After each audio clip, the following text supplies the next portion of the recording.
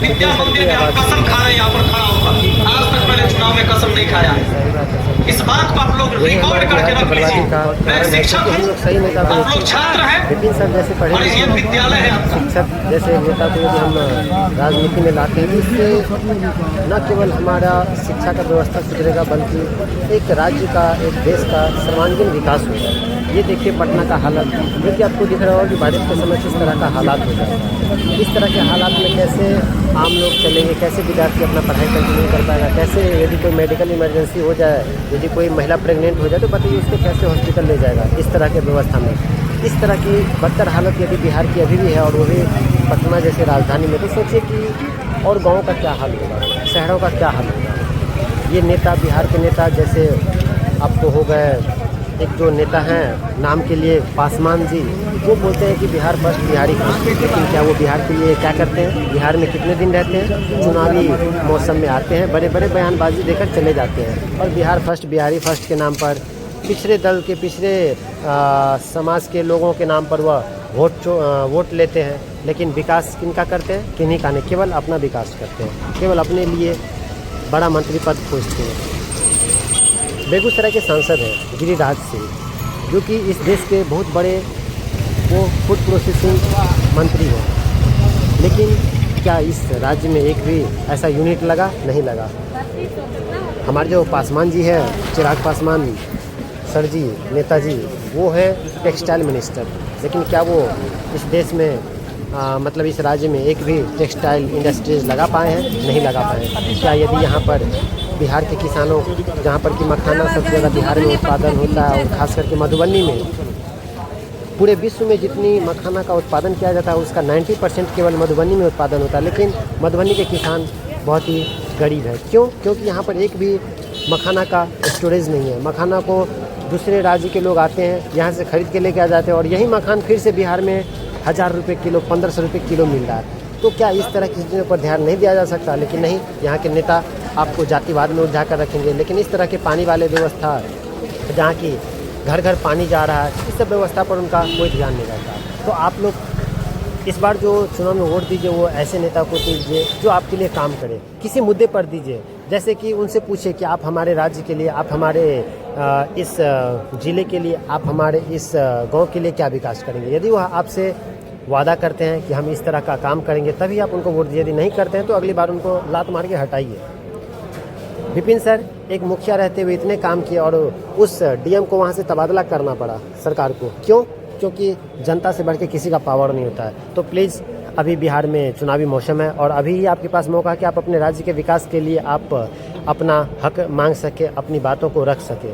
तो इस बार का चुनाव में कम से कम आप लोग इतना सतर्कता रखिए कि बिहार बर्बाद ना हो। आज सबसे पिछड़ा राज्य में बिहार आता है। बिहार को विशेष पैकेज का दर्जा बोलते हैं, लेकिन नहीं मिलता है। बोलते हैं कि शिक्षा के लिए जब नौकरी की बात आती है तो बोलते हैं कि डोमिसाइल लागू करेंगे, लेकिन क्या हो जाता है, हर एक नेता अपने अनुसार बयानबाजी देकर के चले जाते हैं और बाहरी राज्य के लोगों को नौकरी देते हैं। जबकि बाहरी राज्य में देख लीजिए कि आप असम में देख लीजिए, हिमाचल में देख लीजिए कि आप बिहारी है तो आप जल्दी वहाँ जा भी नहीं सकते। तो यह किस तरह स्माइल देके बाय बाय करो।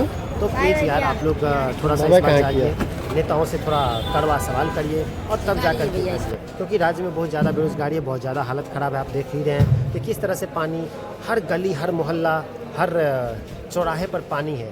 तो क्या यही विकास है? क्या विकास है? आपने जो विकास, थोड़ा आपकी सरकार थी तो आपको तो काम करना ही था, लेकिन उस काम के नाम पर आप पूरे 20 साल चलाएंगे कि नहीं हमने ये किया, हमने वो किया। तो थोड़ा सा परिवर्तन भी कभी कभी ज़रूरी होता है। तो आप लोग को जो बेहतर लगे इस बार वो काम करिए दोस्तों। विजय सिन्हा जो कि उप मुख्यमंत्री हैं फिलहाल, आप उनका ट्वीट देख लीजिए कि दूसरे राज्य में जो विकास होता है, जो वहाँ टेक्सटाइल लगता है, टेक्सटाइल इंडस्ट्रीज़ लगते हैं, वहाँ फूड प्रोसेसिंग यूनिट लगते हैं, उसके लिए वो प्रधानमंत्री का शुक्रिया अदा करते हैं कि आपके प्रधानमंत्री रहते हुए काफ़ी ज़्यादा विकास हो रहा है। लेकिन विकास क्या है, बिहार में क्या विकास है, ये देख लीजिए आप सम्राट अशोक चौधरी को देख लीजिए। भाषण तो बहुत बड़े बड़े देते हैं कि मैं कभी पगड़ी नहीं खोलूँगा जब तक कि मैं नीतीश को, सरकार को गिरा नहीं दूंगा, लेकिन उसके साथ मिल करके अपने लिए मंत्री पद रखते हैं। क्या उनको आपने कभी देखा है कि कहीं पर बाढ़ हो और वो चल दिए हों जनता के लिए? नहीं। क्यों? क्योंकि उन्हें अपना विकास करना है, सभी नेता को अपना विकास करना है। यदि आज हमारा देश कमज़ोर है, हमारा अर्थव्यवस्था हमारे देश की कमज़ोर होती जा रही है, तो इसमें न केवल सत्ता पक्ष का कमजोरी है बल्कि ये विपक्ष की भी कहीं ना कहीं कमजोरी है। क्योंकि यदि हमारा विपक्ष इस तरह से यदि एकजुटता बनाए रखती तो शायद आज ये नौबत ना रहता हमारे राज्य का, ना हमारे देश का।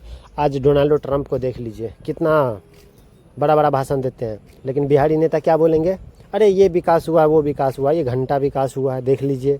नाम के लिए बाबा जी का ठुल्लू पकड़ा दिया जाता है बिहार को, जबकि सबसे ज़्यादा सांसद कहाँ से इस बार मोदी सरकार को मिला। पिछले बार भी 38 सांसद था, पिछले बार भी, इस बार भी 35 सांसद बिहार से। लेकिन बावजूद इसके बिहार के मंत्री को कौन सा पद दे दिया जाता है, छोटा सा टेक्सटाइल मिनिस्टर बना दिया जाता है, छोटा सा खाद्य मंत्री बना दिया जाता है। लेकिन बड़ा बड़ा मंत्री पद कौन रखते हैं, ये गुजरात लॉबी वाले रखते हैं। गृह मंत्री रखेंगे वो, इसके बाद प्रधानमंत्री का पद रखेंगे वो। लेकिन क्या आपने कभी देखा है कि बिहार के लोगों को उन्होंने गृह मंत्री का पद दिया हो, प्रधानमंत्री का पद दिया हो? नहीं, बिल्कुल नहीं मिलेगा। आप यहाँ से सबसे ज़्यादा वोट कर दीजिए, उन्हें 35 सीट दे दीजिए, 40 का 40 सीट आप देते हैं उनको, लेकिन बदले में क्या मिलता है, एक छोटा सा पद, कोई गृह राज्य मंत्री बना दिया जाता है, जो कि आप साइड से काम लेते रहिए, अपना विकास करते रहिए। तो इस तरह का विकास है बिहार में। देख लीजिए पानी का, क्या गंगा जी है बगल में, क्या यदि इस तरह का नाला का सिस्टम किया जाता तो क्या सीवेज सिस्टम बढ़िया नहीं करवाया जा सकता था? आज पटना में डेंगू, टाइफाइड सारा फैल रहा है, यह सब किसके कमी की वजह से हो रहा है? सरकार की कमी है।